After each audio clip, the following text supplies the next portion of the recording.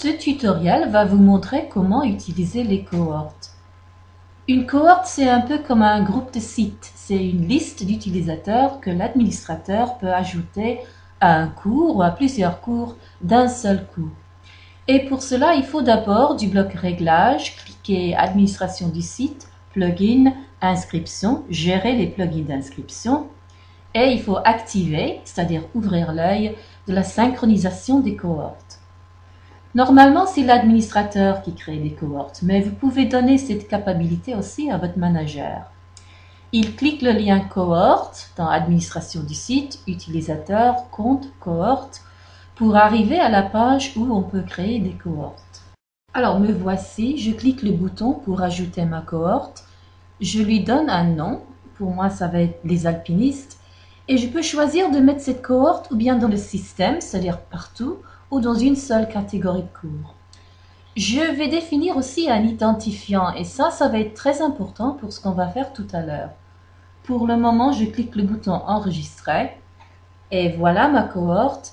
Et pour ajouter des utilisateurs, je clique l'icône pour la modifier. Et de la façon habituelle, je sélectionne mon utilisateur, je clique ajouter et le voilà. Il y a un membre de cette cohorte. Alors maintenant, on va aller dans un cours que j'ai créé qui s'appelle l'alpinisme pour voir comment ça marche. Du bloc réglage, je clique utilisateur, méthode d'inscription. Et il faut ajouter la méthode synchronisation des cohortes. Mais c'est l'administrateur ou la manager qui doit faire ça parce qu'un enseignant n'a normalement pas le droit d'ajouter les méthodes comme par exemple la synchronisation des cohortes. Alors, je choisis la cohorte que je veux ajouter, je clique ajouter méthode et la voilà. Et il y a un membre de cette cohorte qui est déjà inscrit au cours. C'est celui que j'ai ajouté manuellement. Mais si on était obligé d'inscrire tous les utilisateurs dans des cohortes manuellement, ce serait vraiment trop long. Depuis la version Moodle 2.2, on peut ajouter un champ au fichier CSV qui permettra, en téléversant les utilisateurs, de les inscrire automatiquement à des cohortes. Alors vous voyez ici, j'ai les champs username, password, first name, last name, email, comme d'habitude, mais il y a un nouveau champ, cohorte 1, dans lequel j'ai mis l'identifiant de la cohorte, pas son nom, mais son identifiant. C'est pour ça que je l'ai ajouté tout à l'heure. C'est très utile. Donc, l'administrateur clique le lien importation d'utilisateur et il dépose le fichier contenant le champ avec l'identifiant de la cohorte. Une fois déposé, on voit que les utilisateurs ont été inscrits directement dans cette cohorte qui s'appelle les alpinistes. Si on revient au cours maintenant, on peut cliquer utilisateur et méthode d'inscription et on voit que les 9 membres de cette cohorte ont été inscrits automatiquement dans le cours. Il est important de savoir aussi que les administrateurs et les managers peuvent inscrire des cohortes à partir du lien utilisateurs inscrits.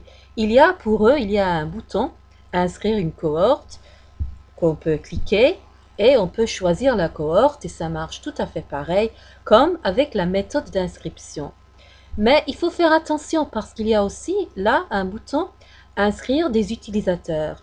Si on choisit de cliquer sur ce bouton-là, ce qu'on fait, c'est qu'on inscrit séparément des utilisateurs qui font partie d'une cohorte, mais on n'inscrit pas la cohorte, donc il n'y aura pas de synchronisation si les membres de la cohorte changent. Les utilisateurs dans le cours ne vont pas changer, alors c'est statique. Alors pour terminer, comment ajouter les membres d'une cohorte à un groupe dans un cours de Moodle? Comme d'habitude, on clique utilisateur et puis groupe. Mais au lieu de cliquer créer un groupe, cette fois-ci, si on clique le bouton créer des groupes automatiquement, on a le choix de sélectionner tous les membres d'une cohorte et d'en faire un ou plusieurs groupes. Je vais donner un nom à mon groupe, je vais l'appeler le groupe A. Ensuite, je clique Envoyer. Et voilà, il y a un groupe qui a été créé qui s'appelle le groupe A, qui contient tous les membres de la cohorte Les Alpinistes. Et voilà les cohortes dans Moodle 2.